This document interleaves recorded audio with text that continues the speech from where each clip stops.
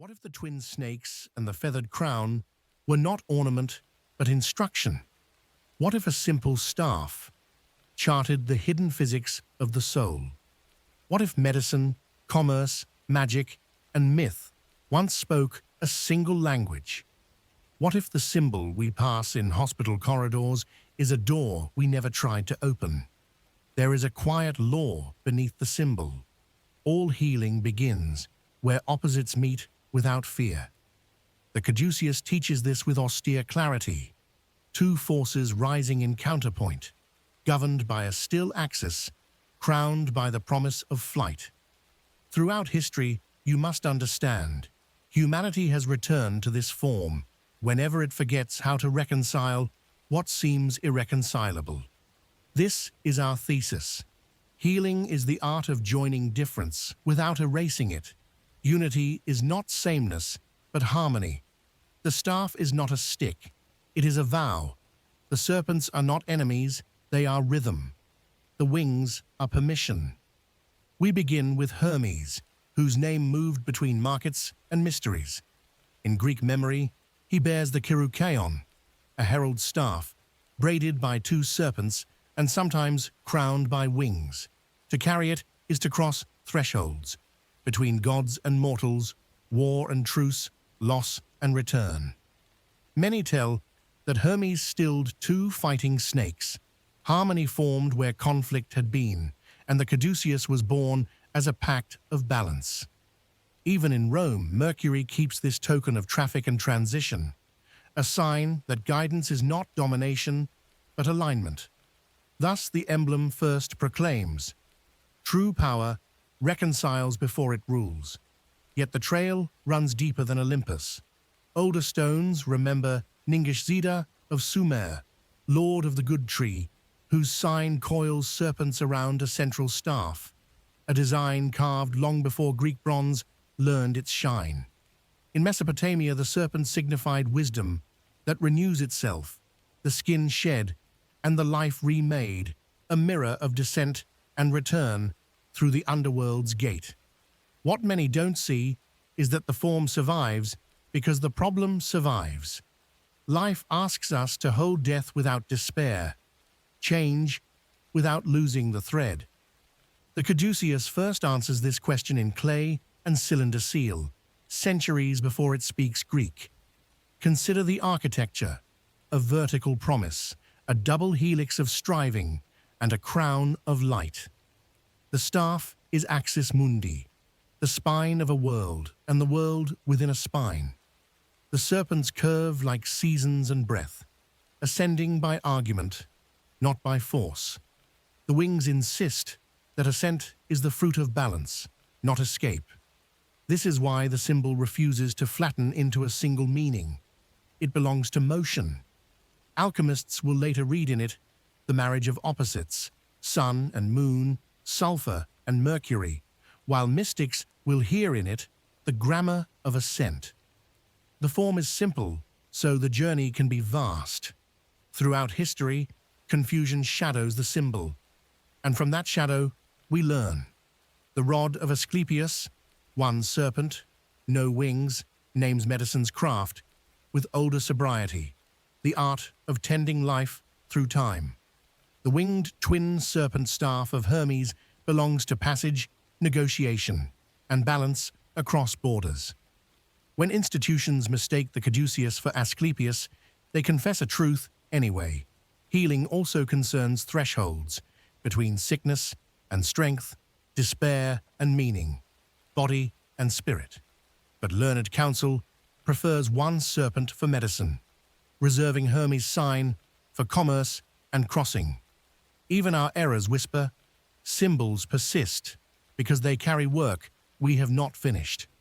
Politics and uniforms write their own parables.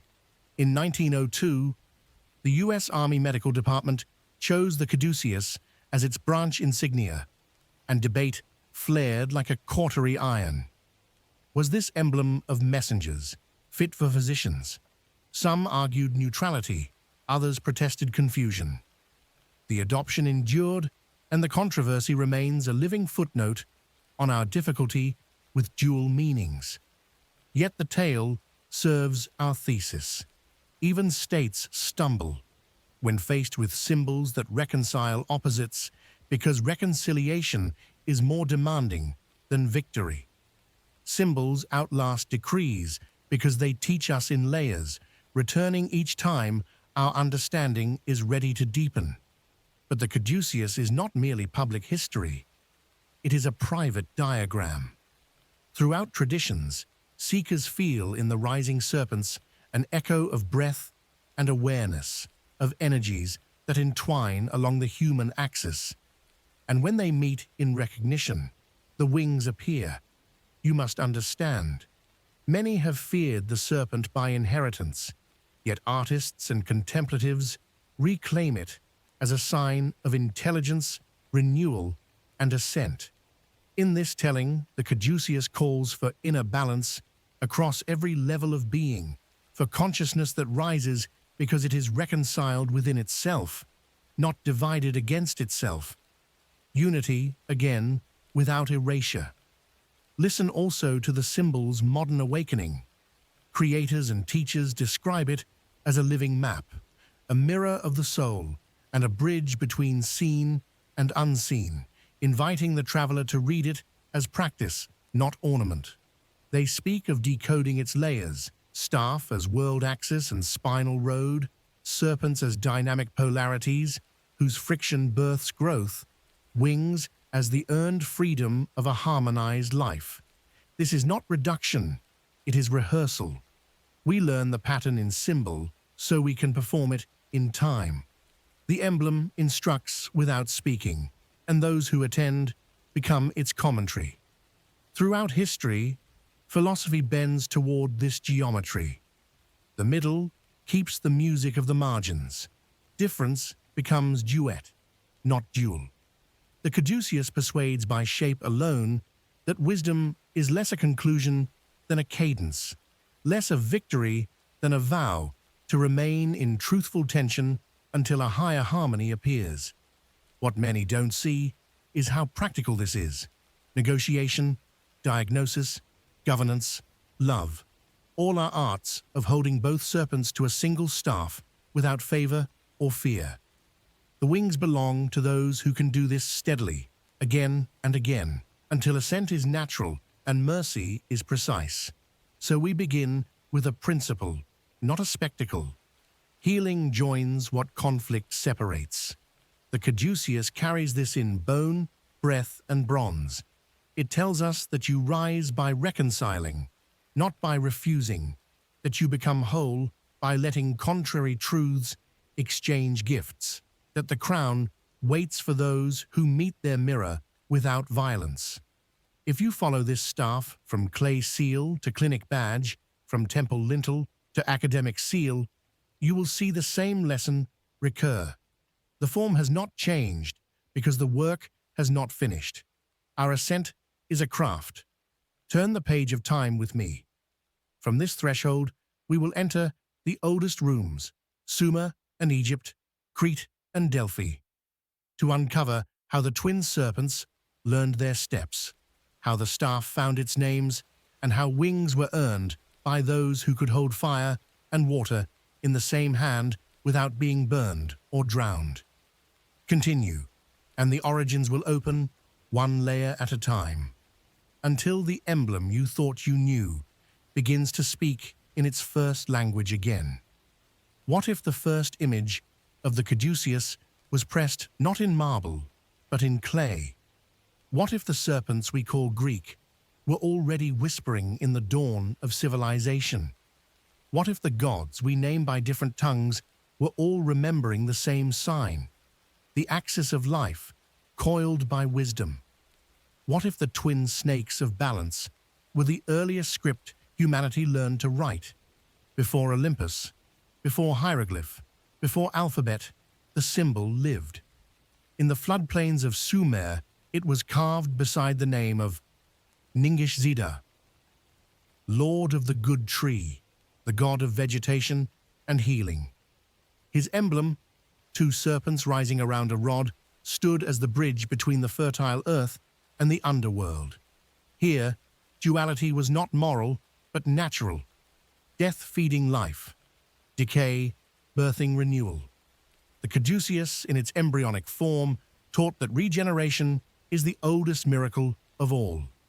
To the Sumerians, the serpent's shedding was not treachery, but transcendence, an endless rehearsal of return. From Mesopotamia, the image drifted westward like a migrating idea. In Babylon, it adorned boundary stones as a divine seal, guarding covenants between men and gods. In Egypt, the serpent rose higher, wearing crowns and guarding temples. The twin uraei, sacred cobras on the pharaoh's brow, symbolized wisdom and sovereignty united. Their mirrored gaze flanked the solar disk, echoing the same polarity seen in Ningishzita's staff. Left and right, night and day, serpent and sun. This union of opposites was not a puzzle to be solved, but a power to be held still. The Caduceus, already ancient, became the hieroglyph of equilibrium itself. Then came Hermes. In Greece, his staff, the Kerukaion, bore the same twin serpents, but now their story gained a voice. Legend says he found them in battle, hissing and coiled, chaos embodied. With a gesture of peace, he placed his rod between them. The snakes entwined, balanced, and rose in harmony. Thus, the messenger of the gods became the messenger of balance. The Greeks called this sophrosyne, the harmony of extremes, the middle note between frenzy and apathy. What many don't see is that Hermes' act is not invention, but remembrance. He reawakened a truth the rivers of Sumer had already sung. But every symbol has its shadow.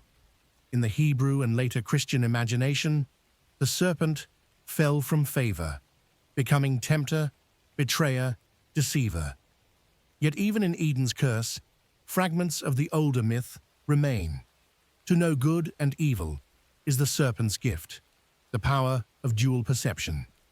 The Caduceus endures this exile quietly, hiding wisdom beneath suspicion, waiting for the time when humanity could once again look upon the serpent without fear.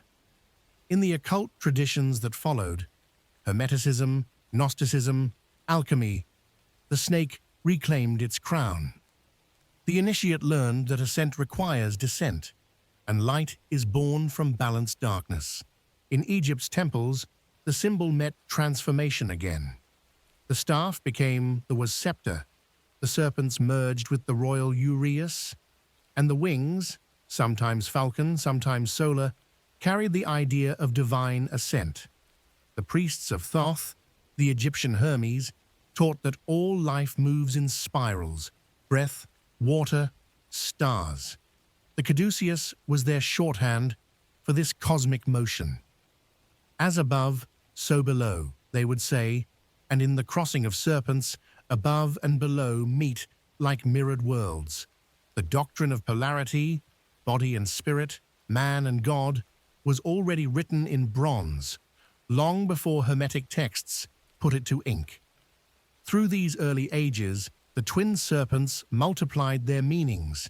In Indus Valley seals, in Minoan frescoes, and Phoenician carvings, the double spiral recurred, a silent code of balance.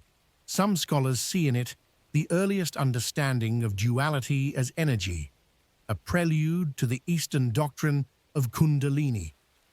Indeed, in the Vedic vision, the coiling serpents Ida and Pingala climb the human spine, meeting at the brow, where wings, consciousness, unfold. The Caduceus, then, becomes not an external emblem, but an internal anatomy of enlightenment. The body as staff, energy as serpents, and awareness as wings. The occult simply names what nature has always shown. Notice how every civilization reads the same form through its own vocabulary. To the alchemist, the serpents are sulfur and mercury, matter and spirit in eternal negotiation. To the mystic, they are the sun and moon, masculine and feminine seeking alchemical marriage. To the philosopher, they are thesis and antithesis, spiraling towards synthesis. The Caduceus does not dictate which side prevails. It teaches that creation itself is the dance of their intertwining. It is the grammar of transformation, written in curves instead of words. Even art remembers what text forgets. In fresco and sculpture, the serpent's gaze meets, not to devour, but to recognize. This moment of recognition is the still point of consciousness, the moment where polarity becomes awareness. In later centuries, artists would echo this through symmetry. The Vitruvian Man. Encircled by the Caduceus, geometry meeting biology, the human body as living staff around which dual energies rise. This is no coincidence. It is the old myth translated into proportion and flesh. Everywhere, the same pattern unfolds. The rod as axis, the snakes as movement, the wings as transcendence. From stone seals to temple crowns, from myth to mysticism, the Caduceus has always whispered a single teaching, that life itself is the alchemy of opposites. The ancients knew this not as metaphor, but as physics of spirit. Energy must oscillate to ascend. To rise is to reconcile. To heal is to harmonize. So when we speak of the Caduceus's occult origins, we are not invoking darkness, but depth. Occult means hidden, and what is hidden is not evil, but essential. The secret that the ancients preserved beneath serpent scales and winged crowns is simple. Wholeness is born from polarity held in balance. That is the eternal backbone of the symbol and the first commandment of healing. And thus the staff continues its climb through history. From temple to marketplace, from alchemist's chamber to physician's seal, it changes tongues, but never language. The next age will see the Caduceus adopted, reinterpreted, and sometimes misread, but its serpents will keep rising, for they are not mere ornaments of myth. They are the mirrored faces of creation itself. Turn the page of time again. In the next chapter, we follow the Caduceus into the age of empire and priesthood, where power, politics, and sacred science would wrestle over its meaning, and where healing and hierarchy would share the same emblem. What if the Caduceus was never just a tool of the gods, but a cipher for the soul? What if its serpents were not creatures, but laws, currents of reality spiraling in opposite directions, meeting in the heart of creation? What if every temple that bore its shape was a mirror for the universe itself? And what if its meaning was guarded not by priests, but by symbols hidden in plain sight? The ancients were not fools of superstition. They understood that truth must be veiled in form, for only through mystery does the mind awaken. The Caduceus became their masterpiece of concealment. The staff was the axis mundi, the pillar of worlds. Around it, the two serpents, one of light, one of shadow, ascended in perfect symmetry. Together they formed the double spiral, the geometry of existence itself. To move up this spiral was to ascend through knowledge. To fall from it was to descend into ignorance. Thus the Caduceus mapped the journey of consciousness, from division to union, from instinct to illumination. In the temples of Thoth, Us, and Hermes, initiates studied the staff as both symbol and science. The serpents represented the pulse of creation, the twin streams of energy, magnetic and electric, male and female, forever in motion, yet held by one still center. To hold the staff was to hold the secret of equilibrium, the alchemical peace between opposites. This was not philosophy, it was initiation.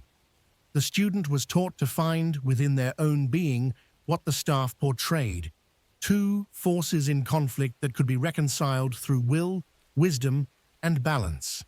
To master the Caduceus was to become a living bridge between matter and spirit.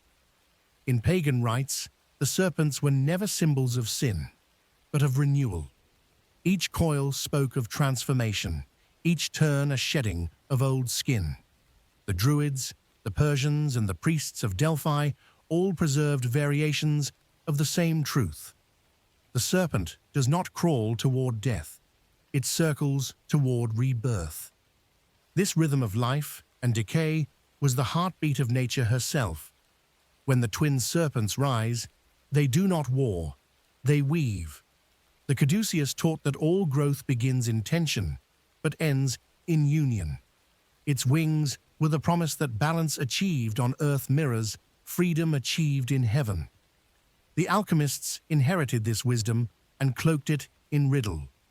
To them, the two serpents became the eternal dance of sulfur and mercury, fire and fluid, will and awareness, the opposites that fuel creation.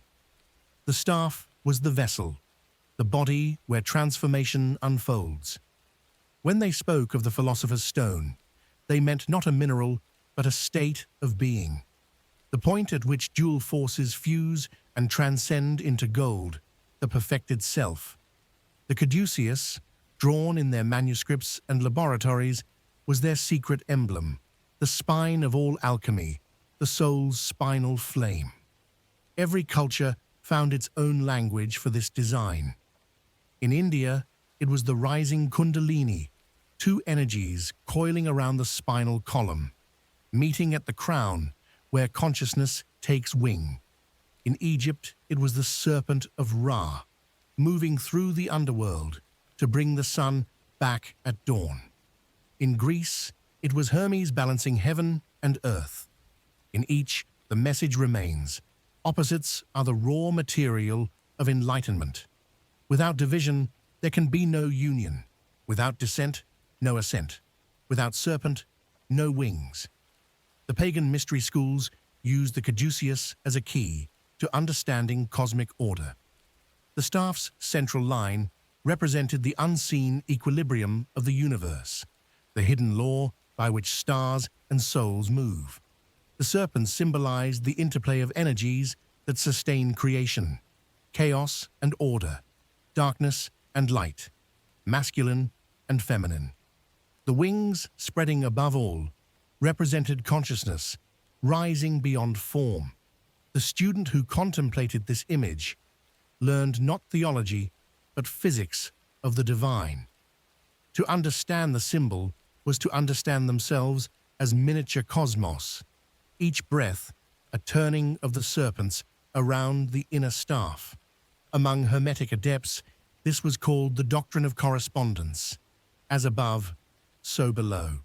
The Caduceus was their diagram of that truth. The ascending coils reflected the heavens in the human frame. The crossing points of the serpents were more than ornament. They were thresholds, gates of awakening, each one a trial of balance. To cross them was to integrate the forces of duality within, until spirit and matter no longer opposed but served one another. Only then could the wings open, granting not escape, but expansion. The occultists of the later ages called this the science of polarity. They saw in the Caduceus the architecture of power itself, the secret that every force in nature has its complement, and mastery lies not in domination, but in harmony. The magician who understood this could channel opposing currents without destruction.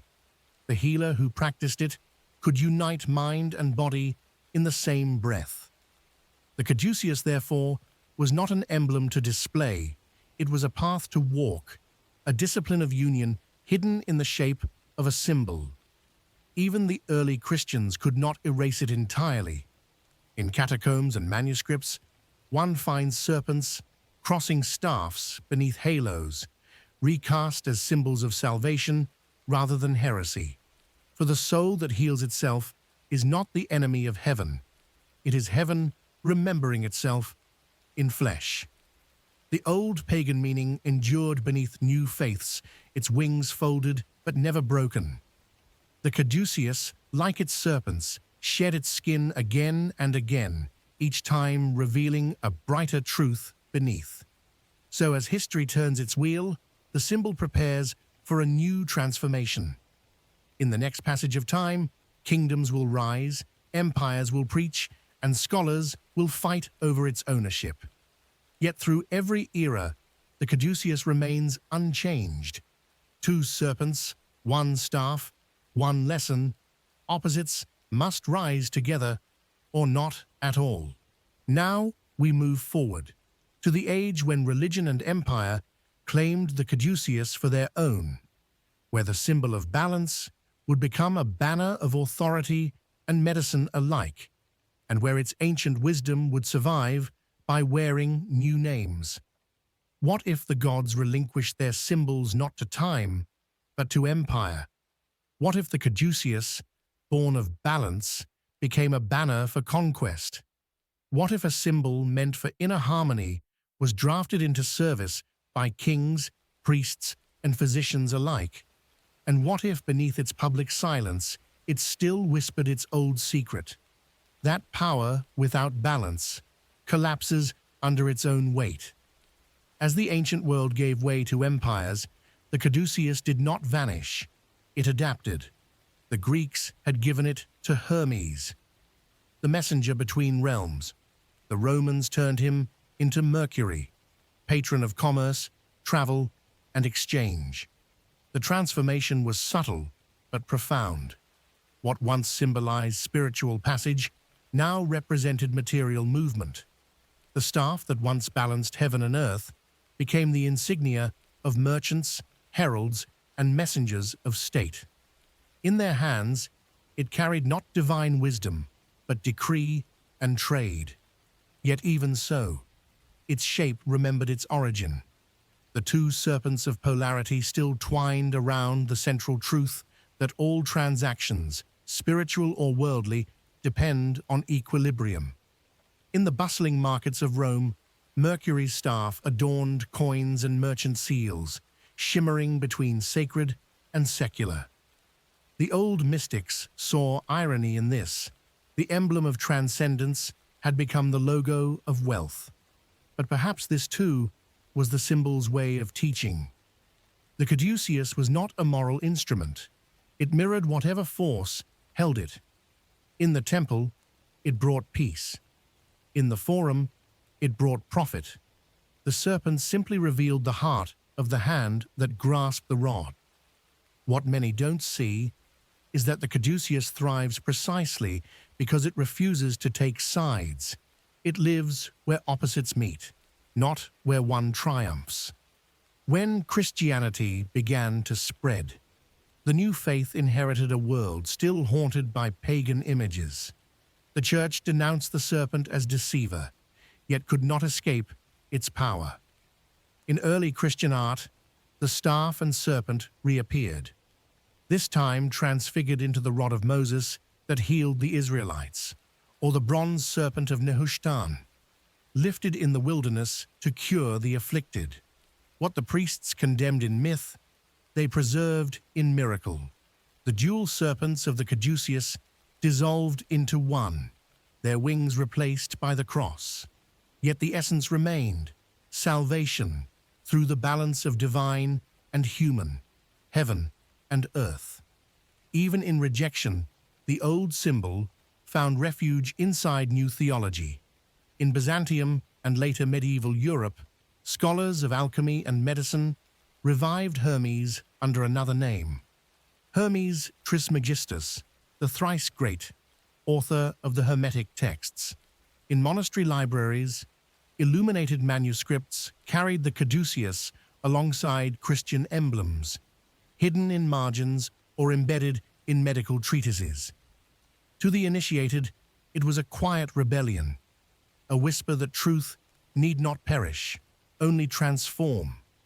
The Hermetic philosophers saw in Christ not a destroyer of the old mysteries, but their fulfillment, the serpent, raised upon the rod as symbol of resurrection. The same ascent the Caduceus had promised since Sumer. The line of light was unbroken. Meanwhile, in the outer world, medicine was being born from magic. The Asclepian rod, one serpent, no wings, became the official emblem of healers. Yet confusion blurred the lines between Hermes and Asclepius, between messenger and physician. The Caduceus, with its twin serpents, found itself adopted by apothecaries, surgeons, and later physicians, though purists argued it belonged to commerce, not healing. Still, symbols move where they are needed. The Caduceus reminded the healers, whether they knew it or not, that medicine is not only science, but dialogue between illness and health, life and death, matter and spirit. Through the Middle Ages, the Caduceus continued to migrate across manuscripts, sculptures, and guild banners. Alchemists used it as shorthand for the solve et coagula, the breaking apart and the reuniting of all things. In their secret diagrams, the serpents spiraled around the flask as they did around the staff, symbolizing the transformation of base matter into gold and of base consciousness into wisdom. The wings hovered above the alchemical vessel, the promise of enlightenment through union. Every time fire met water, every time salt met mercury, the Caduceus reappeared, invisible yet ever present, the language of balance translated into chemistry. As Europe entered the Renaissance, the Caduceus took on new life in art and intellect. Painters, philosophers, and physicians rediscovered it as the emblem of Hermes, patron of hidden knowledge and divine communication. The image adorned anatomical drawings, representing not only the spinal column, but the invisible energy rising through the human form. Thinkers like Paracelsus saw in it the perfect synthesis of matter and spirit, the doctrine that health arises when the microcosm of man aligns with the macrocosm of the cosmos. The twin serpents became symbols of body and soul, and the wings the liberation of both through knowledge. The ancient emblem had become the blueprint of Renaissance humanism. Even as empires shifted, the Caduceus maintained its quiet dominion over minds that sought harmony. In secret societies, from the Rosicrucians to the Freemasons, the staff appeared again, cloaked in geometry and allegory. It represented wisdom born from equilibrium, initiation through integration. The adepts taught that every seeker must become the staff, firm, central, unwavering, while mastering the serpents of their own dual nature. The wings would open only when both forces bowed to balance. The Caduceus had become not merely a symbol of power, but a test of worthiness. By the dawn of the modern era, the symbol stood at a crossroads. It had passed through priest and prophet, through market and monastery, through alchemist and artist. It had served both mystic and monarch, healer and merchant, saint and skeptic. Yet through all its transformations, one truth endured. The Caduceus is never owned, only understood. Its meaning bends to the consciousness that beholds it. And so, as faith hardened into dogma and science began to claim dominion, the Caduceus prepared to change once more. The next age would strip it of temples and mysteries, reforge it in the halls of medicine and academia, and place it in the hands of reason itself. But reason, too, would learn what the ancients already knew, that no knowledge is complete until the two serpents rise together. Turn the page once more. In the next part, we enter the crucible of the modern world, where alchemy becomes chemistry, where mysticism becomes medicine, and where the Caduceus once again reveals that healing, like truth, begins with balance. What if the science we call modern was born not from denial of the mystical, but from its translation? What if every hospital emblem hides an echo of the Hermetic vow, to reconcile, not divide? What if the Caduceus, thought conquered by reason, has simply changed its language to speak through medicine? And what if healing, at its core, is still the serpent's art, the power to transform by balance. When alchemy dissolved into chemistry, its symbols did not vanish. They sublimed into new forms. The same thinkers who sought to turn lead to gold also studied the chemistry of the body. In their furnaces of glass and flame, they pursued the same mystery the Caduceus had always carried: the conversion of chaos into order, sickness into symmetry, mortality into meaning. The alchemist's laboratory became the doctor's clinic. The philosopher's stone became the pursuit of cure. What many do not see is that modern medicine is the grandchild of the Hermetic science. It carries the same desire to heal the division between what is seen and what is felt. The Renaissance physician Paracelsus stood at this threshold. He declared that a doctor must unite observation and spirit, experiment and empathy, for no man heals the body unless he first heals the soul. To him, the serpents of the Caduceus were not mythic beasts, but forces in every human: the material and the immaterial, the physical chemistry and the vital spark. Health was not the absence of pain, but the harmony of opposites. His students, painting the symbol in the margins of their notes, saw in it the true diagram of the healer's art: firm will guiding the flux of nature. Through the Enlightenment, the image persisted, carried quietly in the insignias of physicians' guilds and apothecaries. The one serpent, rod of Asclepius, had long been medicine's formal sign, yet the two serpent staff of Hermes continued to reappear as if refusing extinction. Perhaps it lingered because physicians, more than philosophers, felt its truth. Every diagnosis is a dialogue between light and shadow. Every cure, a balance between opposing forces: stimulation and rest, destruction and renewal. The Caduceus remained in the subconscious of the profession, its wings folded behind microscopes and charts. By the 18th century, as anatomy and surgery advanced, the Caduceus emerged again, this time in universities and hospitals that sought to unite science with symbol.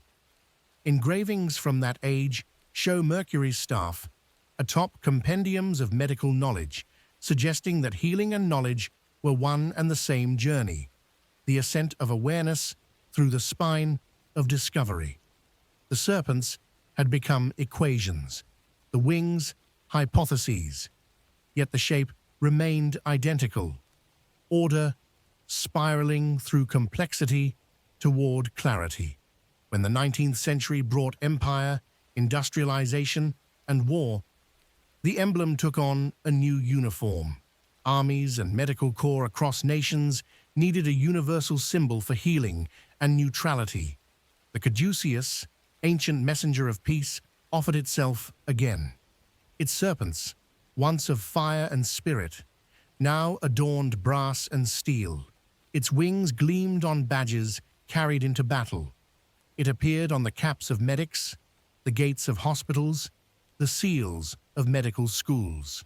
The symbol had re-emerged as if to remind a mechanized world that even amidst technology, the healer's role remained sacred: to reconcile chaos into order, life into continuation. The United States Army Medical Department, in the early 20th century, adopted the Caduceus officially. Debate flared among scholars. Had they chosen the wrong staff? Should medicine bear Asclepius's single serpent instead? Yet beneath the argument lay a subtler truth.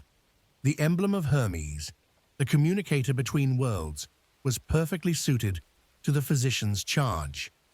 A doctor, like Hermes, stands between life and death, between body and spirit, bearing messages between realms. The two serpents symbolize the twin obligations of the healer: knowledge and compassion, science and humanity. Whether by intention or accident, the choice revealed the unbroken thread between ancient magic and modern medicine. Meanwhile, mystics and psychologists began to rediscover the serpent's ascent as metaphor for consciousness. Carl Jung studied the Caduceus as an image of psychic integration, the reconciliation of the conscious and unconscious mind.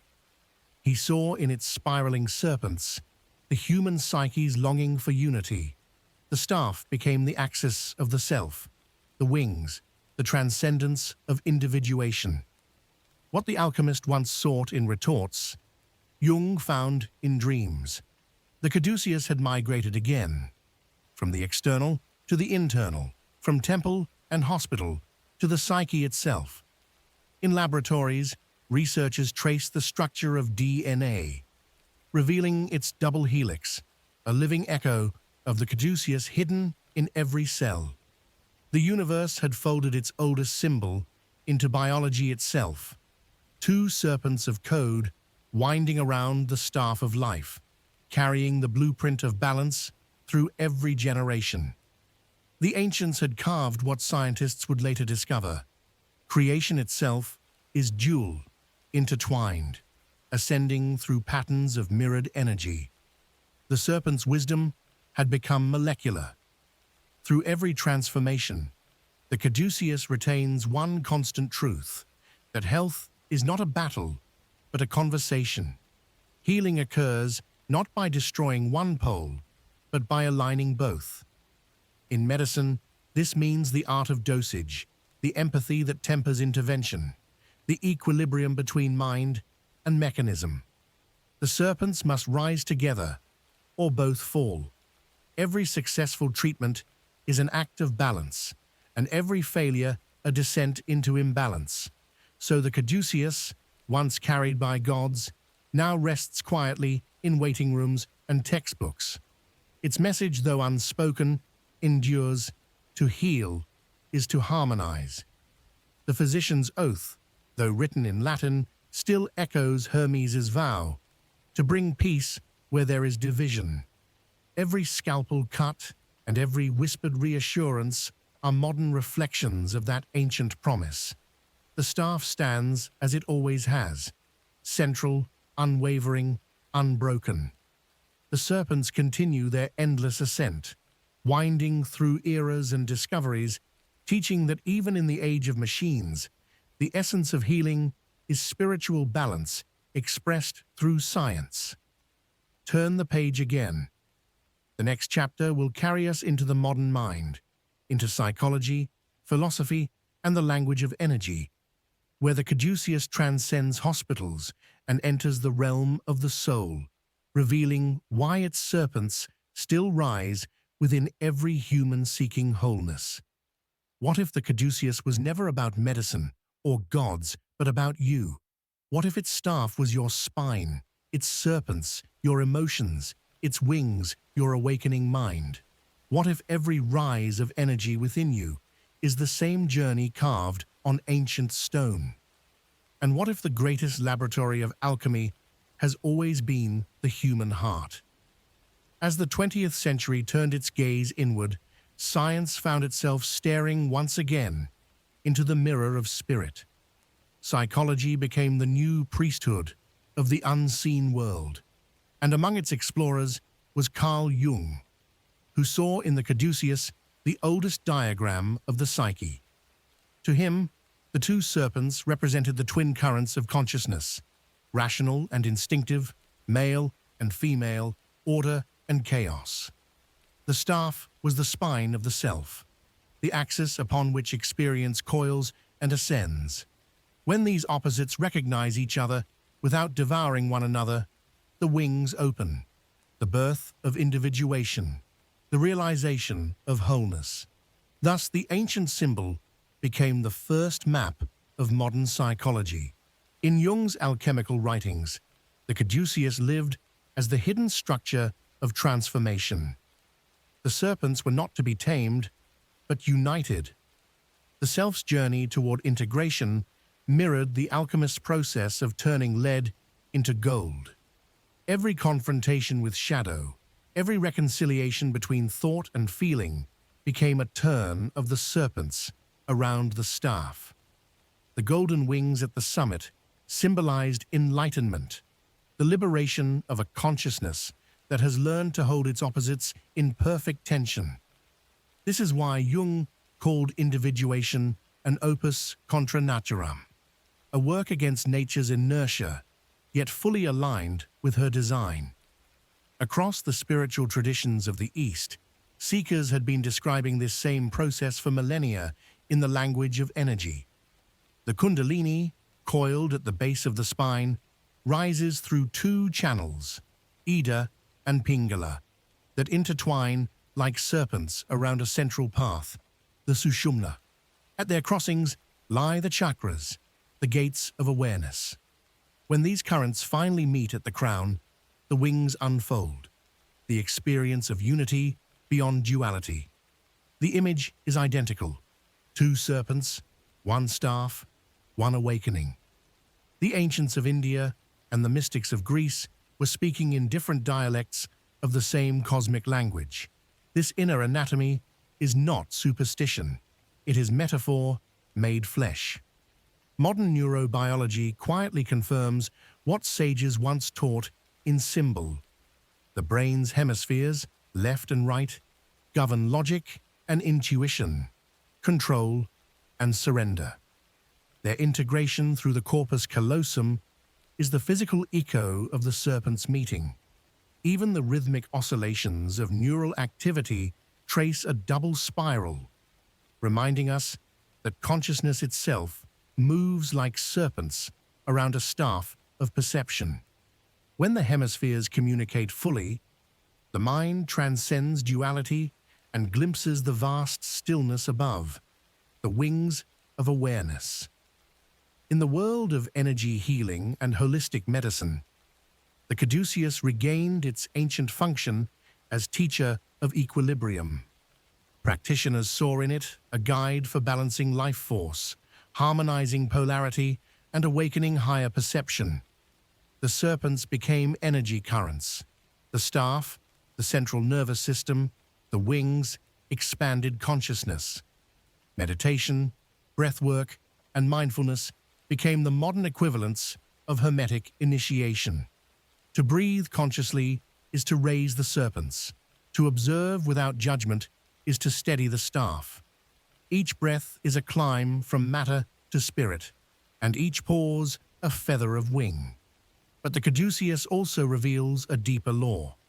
No ascent is possible without descent. The serpents rise by their mutual exchange, one falling as the other ascends. This is how the psyche evolves. Every crisis, every heartbreak, every surrender feeds the opposite pole of wisdom. The healer, the philosopher, the mystic, each must endure this rhythm. The Caduceus does not promise escape. It promises balance through transformation. To embrace both joy and sorrow as essential elements of growth is to understand its language. Artists, psychologists, and mystics began to reclaim the symbol as a diagram of creative consciousness.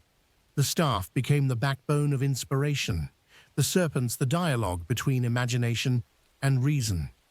When the two intertwine harmoniously, art is born.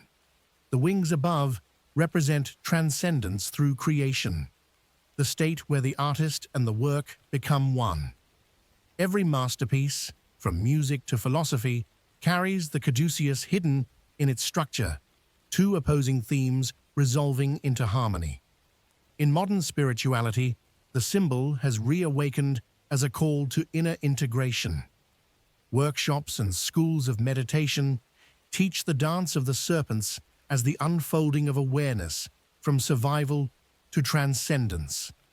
The Caduceus reminds seekers that enlightenment is not the rejection of duality, but its orchestration. Light is meaningful only beside shadow, compassion only beside power. The staff stands for presence, the discipline of stillness, while the serpents embody motion. To live consciously is to let both exist without tearing the other apart. At the deepest level, the Caduceus speaks of self-healing. The healer and the healed are not separate. When one aligns their inner forces, balance radiates outward, touching others. The wings open not when perfection is reached, but when conflict is understood. Each of us carries this staff within, the spinal bridge between instinct and insight. The serpents climb whether we watch them or not, but awareness allows their ascent to become illumination instead of suffering. Look closely at the modern world, and you will see the pattern everywhere. The double helix of DNA, the electromagnetic field of the Earth, the mirrored symmetry of galaxies, all spiral around central axes. The cosmos itself is a vast Caduceus, its serpents made of time and gravity, its wings of light. When you breathe, when you love, when you reconcile, you participate in that same eternal motion. The symbol's truth is not ancient, it is eternal. Thus, the Caduceus has returned home, from temples and hospitals to the inner sanctum of human consciousness. It tells us what the mystics always knew, that balance is not achieved by control, but by awareness, that opposites are not enemies, but partners in evolution. The serpents rise because they recognize each other, and in their meeting, the wings of the soul unfold. Turn the page once more. The next part will carry us into the collective realm, into society, politics, and the hidden symbolism of culture, where the Caduceus becomes not only a map of the self, but a reflection of civilization's struggle to find its own balance between science and spirit, reason and wonder. What if civilization itself is a body, and the Caduceus its nervous system? What if the two serpents are the twin forces that rule every age, knowledge and power, science and faith, empire and rebellion? What if every society that forgets their balance begins to sicken, just as the human body does when its energies fall out of rhythm? And what if, hidden in its own emblems, humanity has long carried the cure to its imbalance? As the modern world unfolded, the Caduceus began to reflect the grand paradox of progress, our mastery of matter, our confusion of meaning. Science had triumphed over superstition, but in doing so, it had silenced the language of symbols, the one language that had always taught unity through difference. The two serpents were still climbing, but now they were called technology and philosophy, logic and ethics, innovation and wisdom. One rose swiftly, hungry for discovery, the other lagged behind, struggling to keep conscience awake. The staff between them, the axis of balance, grew faint in the noise of machinery, yet the Caduceus survived, quietly adorning hospitals, universities, and corporate seals, its ancient whisper still intact. Healing is the reconciliation of forces, not the dominance of one. In the laboratories of the 19th century, researchers charted new frontiers of anatomy and chemistry. They named laws of energy, dissected light, mapped the atom, and without realizing it, they were tracing again the serpent's ascent, the same double helix of polarity that ancient mystics had drawn in temple and scroll. The scientist and the sage were walking parallel paths, each describing balance in their own tongue. In the corridors of power, the Caduceus appeared again as emblem of negotiation and diplomacy. Governments engraved it on seals, couriers carried it on flags, envoys wore it on medallions. Hermes, the eternal messenger, had returned to guide the art of dialogue between nations. For what is politics but the balancing of opposing forces? The Caduceus reminded rulers that peace is achieved not by conquest, but by correspondence, by the disciplined exchange between rivals who share a staff, a spine, a world. Whenever this truth was forgotten, the serpents turned on one another, and civilization burned with its own imbalance. The Industrial Revolution was another turning of the serpents.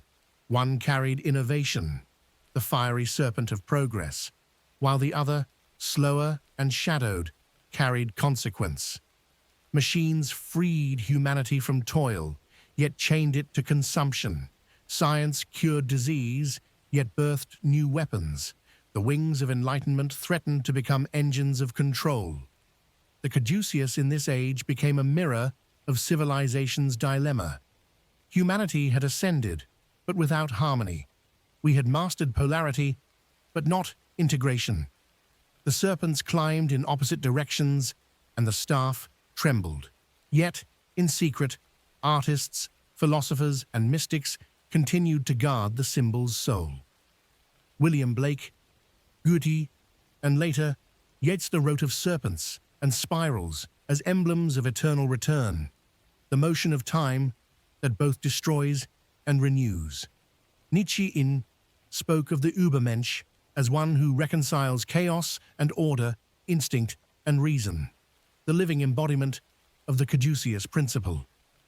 Freud and Jung turned their gaze inward, mapping the unconscious as a labyrinth of twin forces, desire and repression, eros and thanatos, life and death. The world was rediscovering, through science and poetry, what Hermes had known all along. Duality is not error, it is the engine of becoming. In this age of reason, the occult sciences resurfaced under new names: psychology, energy medicine, human potential. The serpent's wisdom moved from temple to therapy room. Teachers of the new thought and transcendental movements spoke again of balance, vibration, and correspondence. The Caduceus returned to the stage as a symbol of inner alignment amidst outer chaos. The staff once held by gods now appeared on human wrists as bracelets, on company logos, on the banners of healers and rebels alike. Each bore it unconsciously, yet each reenacted its timeless ritual: to live, to learn, to reconcile. The wars of the 20th century turned the Caduceus into a paradox of salvation. On battlefields, it marked the medics who brought mercy amidst destruction. Soldiers learned to follow the winged staff as a promise of care, even when surrounded by death. In that contrast, blood and healing, fire and compassion, the symbol revealed its purest meaning. Balance can exist even in ruin. The Caduceus did not judge, it served.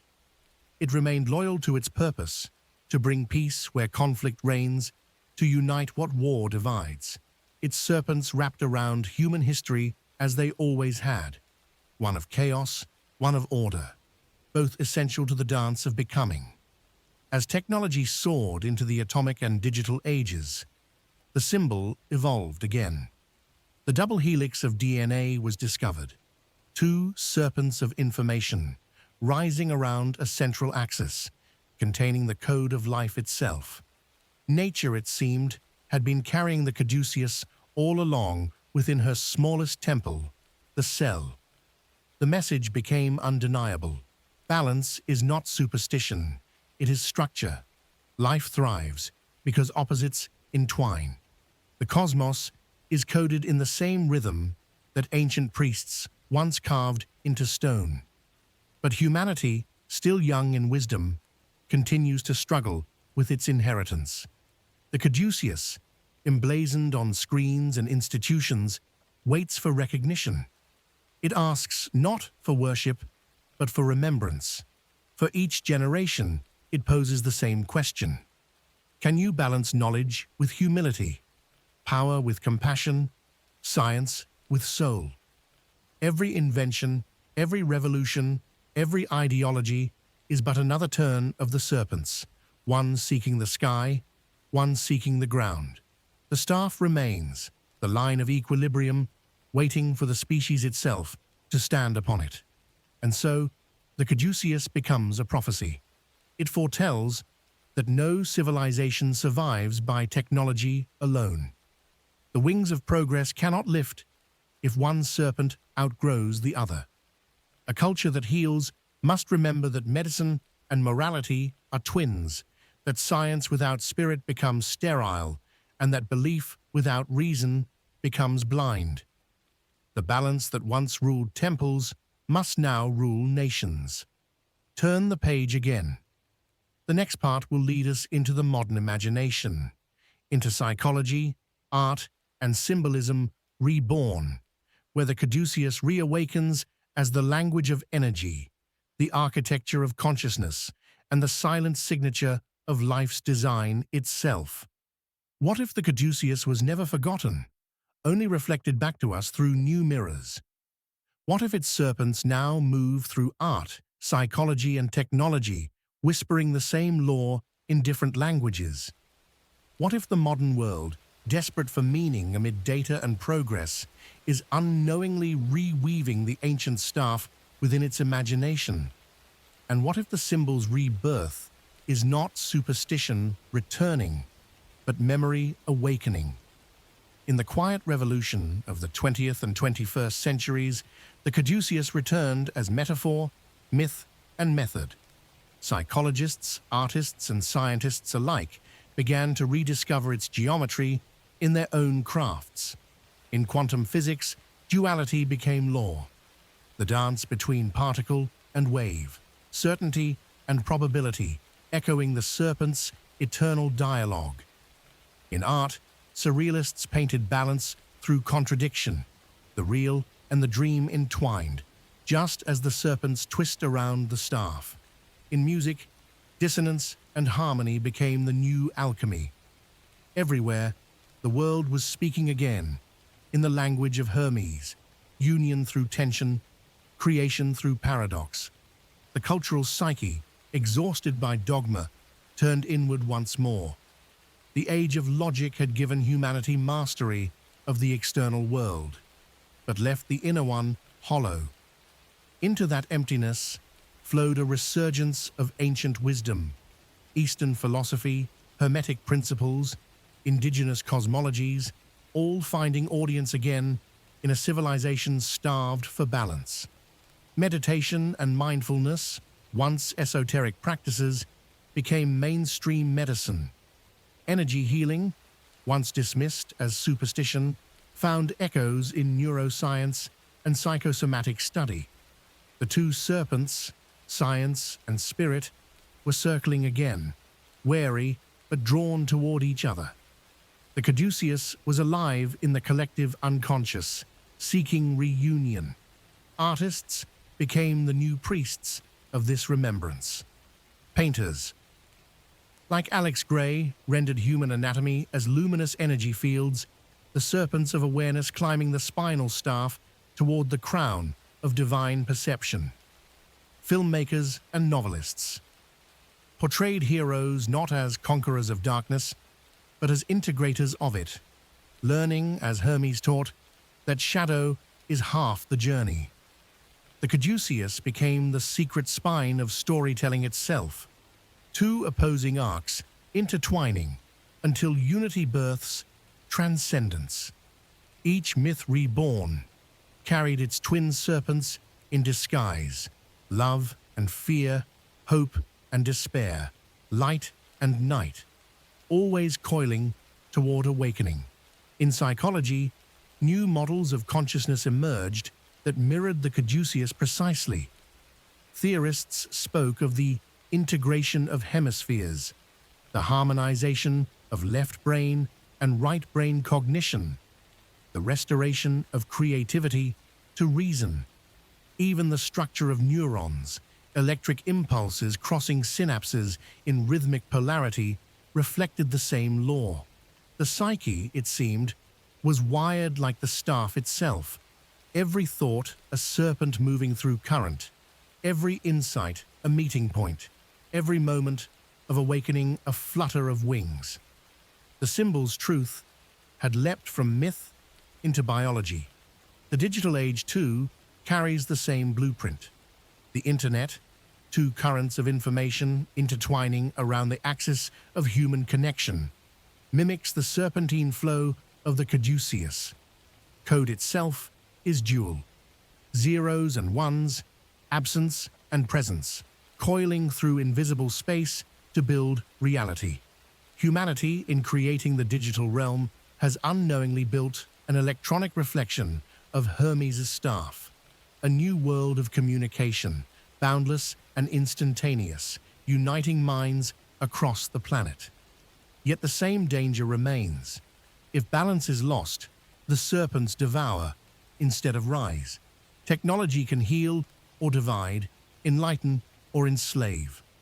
The Caduceus warns, progress without equilibrium becomes its own poison.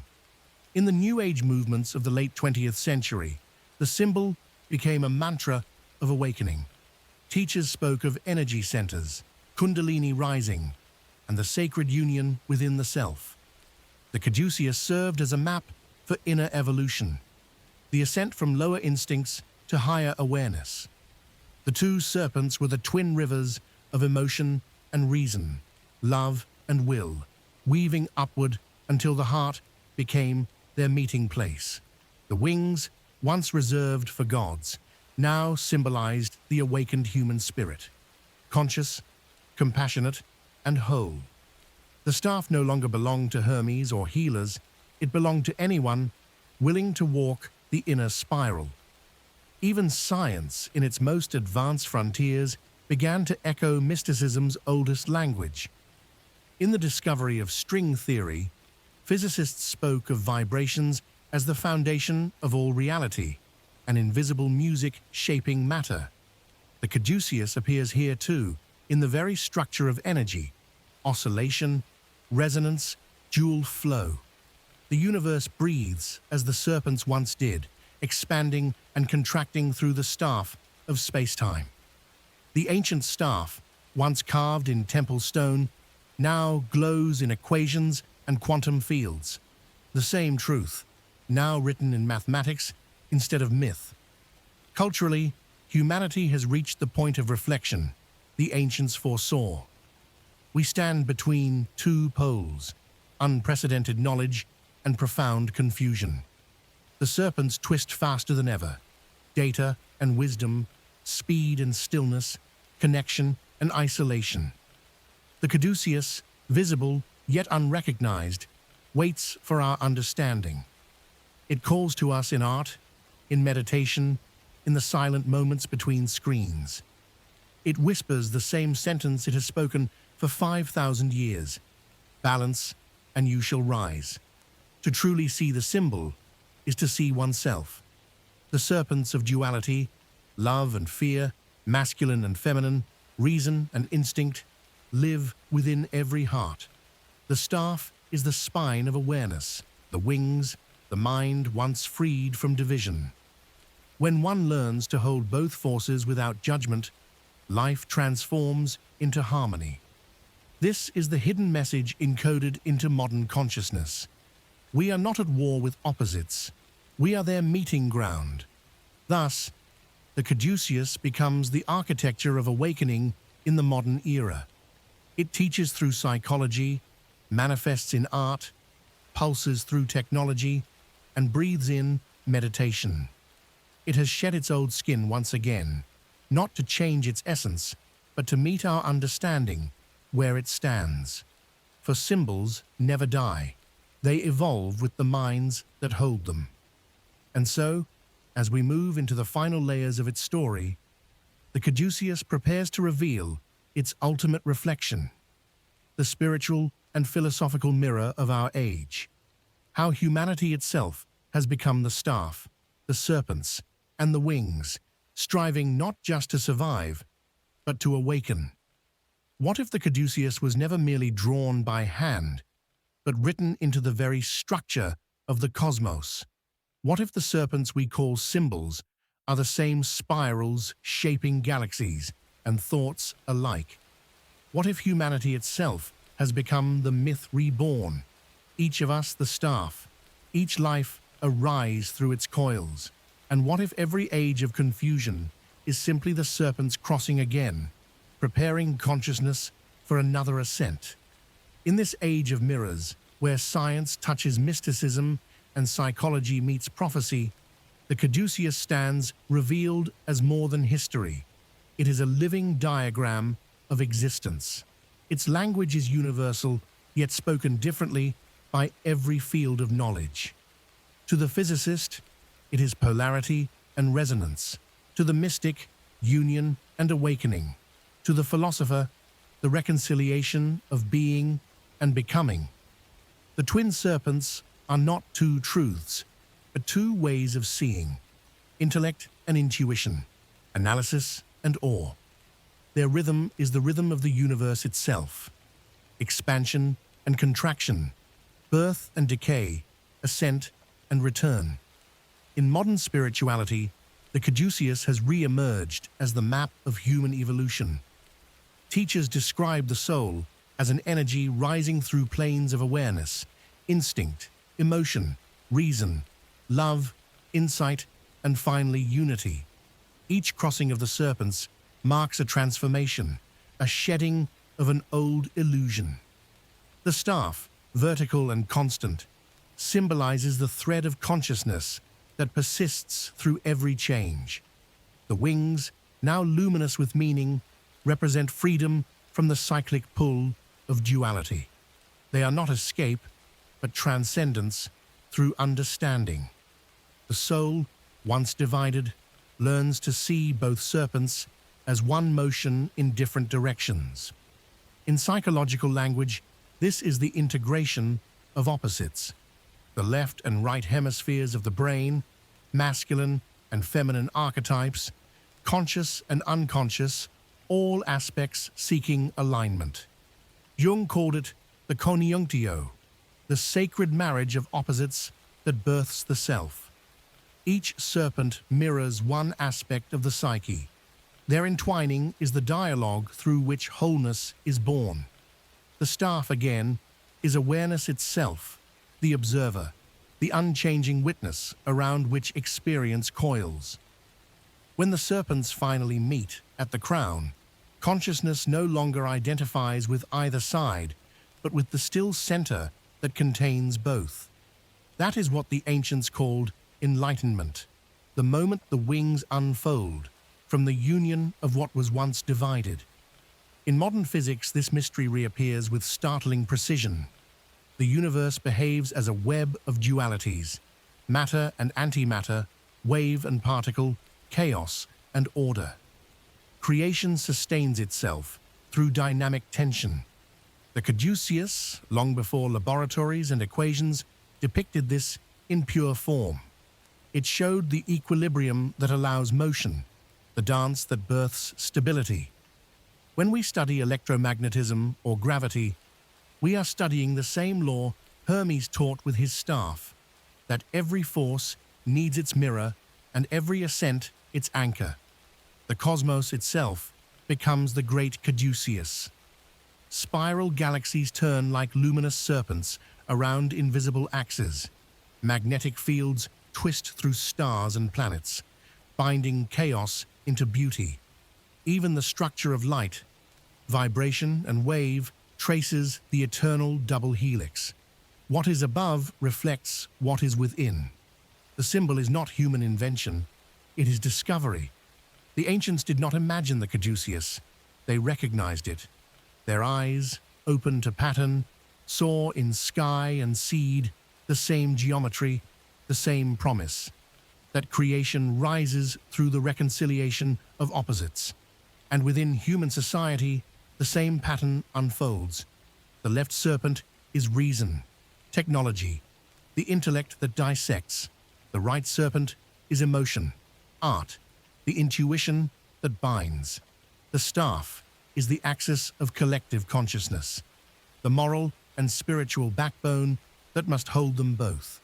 When the serpents lose synchronization, humanity falls into division, science without compassion, faith without wisdom. Yet when they rise together, civilizations flourish and new wings of culture appear. Renaissances, golden ages, awakenings. History, too, moves in spirals. We rise, we fall, we rise again, each time learning to hold duality with greater grace. Artists, scientists, and mystics of this century sense the same call: to unify what was split. The Caduceus appears now in logos of healing, in architecture, in digital networks, in meditative art. Even without knowing its name, humanity sketches its shape instinctively, as if remembering an ancestral dream. It is the archetype of integration, resurfacing because our species stands again at a crossroads. We can ascend only by reconciling, not by dominating. The symbol warns gently, you cannot cure division by choosing sides. You can only transcend it by holding both. In personal life, the Caduceus becomes the manual of awakening. Each of us lives the pattern, the body as staff, the emotions and intellect as serpents, the heart as the meeting point, the mind as wings. Every challenge, every relationship, every loss or triumph is a crossing of the serpents, another opportunity for the soul to learn harmony. Healing, then, is not fixing what is broken, but remembering that the opposites were never enemies. True health, whether physical or spiritual, is the serenity that arises when both forces are honored equally. Even the earth itself breathes in the same rhythm. Its magnetic poles, its cycles of day and night, its seasons of growth and decay, all follow the Caduceus path of alternating energies around a steadfast axis. Humanity's task as custodian of the planet is the same as Hermes, to mediate between extremes, to keep balance alive. When we pollute or exploit, the serpents of nature twist in agony. When we restore and protect, they rise together, bringing abundance. The symbol is ecological truth made visible.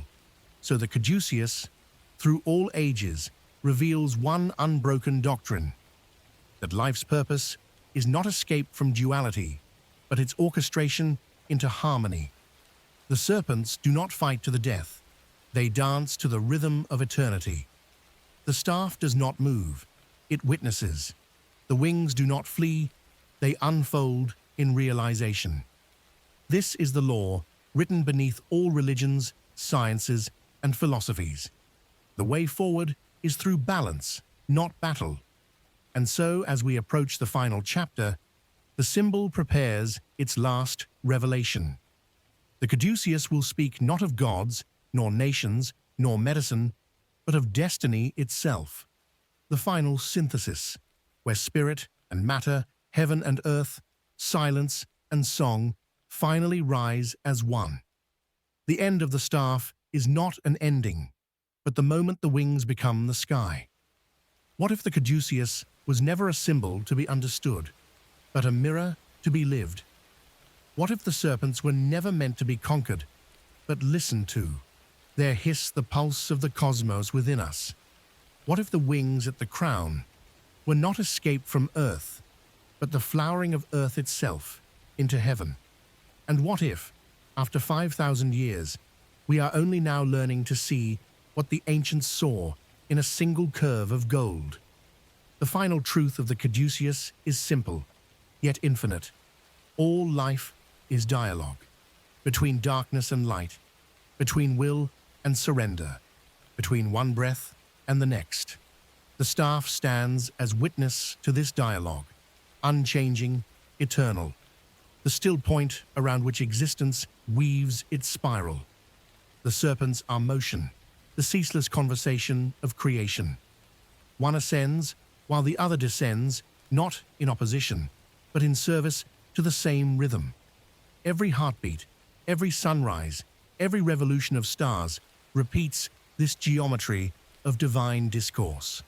Harmony is not stillness, it is motion, perfectly poised. When we look upon the Caduceus now, we no longer see a relic of religion or medicine, but a map of consciousness itself. The staff is the self, the central axis of awareness. The two serpents are all opposing forces, mind and body, reason and emotion, masculine and feminine, science and soul. The wings are the revelation that arises when both are held in balance. To heal, to love, to think clearly, to act justly. These are all forms of the same act. The reconciliation of duality through understanding.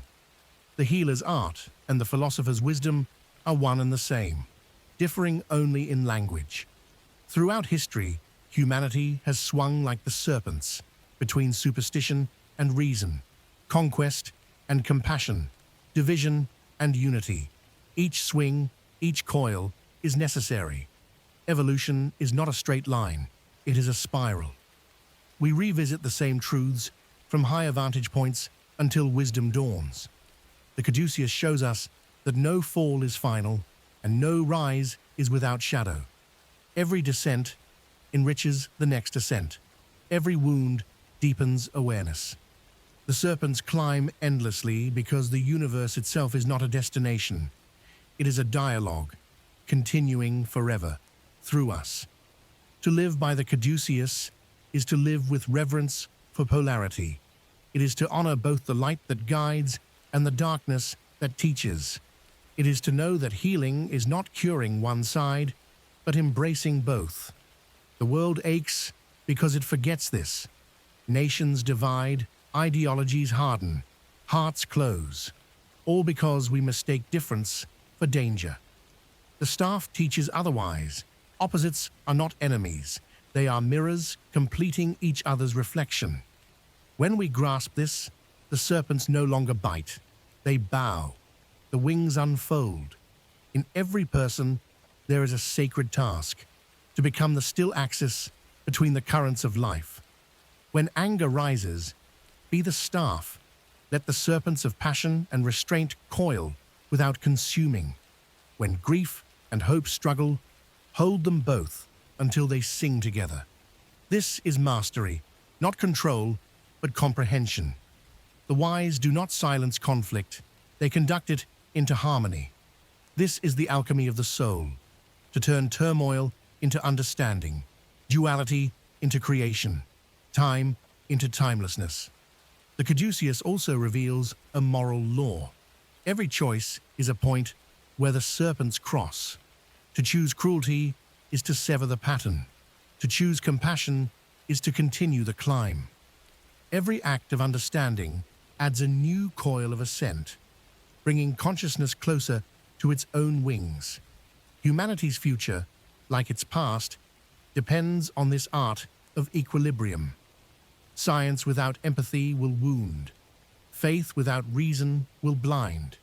Only the union of both, Hermes' true inheritance, can lift civilization into its next evolution. At the height of the staff, where the serpents finally meet, there is no division, no motion, no sound. There is only awareness, clear, unbound, luminous. This is the state mystics call enlightenment, philosophers call truth, and healers call peace. It is the still point of creation, where heaven and earth mirror one another, where the soul realizes it was never two. The wings open, not to carry us away, but to reveal that we were never separate from the sky. The Caduceus, in the end, is not ascent. It is awakening to the unity already here. Look again at the symbol. 2 serpents, 1 staff, 1 crown of wings. It has watched over us from temples and clinics, scrolls and screens, always teaching the same lesson in new tongues. The Sumerians saw in it the wisdom of the underworld, the Greeks, the art of mediation, the alchemists, the secret of transmutation, the physicians, the vow to heal, the mystics, the path of awakening. But beyond all translations lies the same pulse, the same whisper. Balance is the law of life. Unity is born through difference. Wholeness is the harmony of opposites. And so, as the journey of the Caduceus closes, it leaves us not an answer, but an invitation to live as its living image, to be both serpent and staff, motion and stillness, human and divine, to rise, fall, and rise again, not seeking to escape duality, but to illuminate it. This is the final teaching. The wings of enlightenment are not rewards, they are responsibilities. To see balance is to guard it. To understand the dance is to join it consciously. The Caduceus, once the symbol of gods and healers, now belongs to every soul that seeks to live awake. It is not history, it is heartbeat. Its serpents rise in our DNA, in our thoughts, in the pulse of the world's evolution. And its wings, invisible but ever present, are already spread across the horizon of our becoming. For the staff stands still, the serpents rise, and the wings wait. Balance is the bridge, awareness is the ascent, unity is the crown. This is the eternal medicine, the law by which the cosmos heals itself.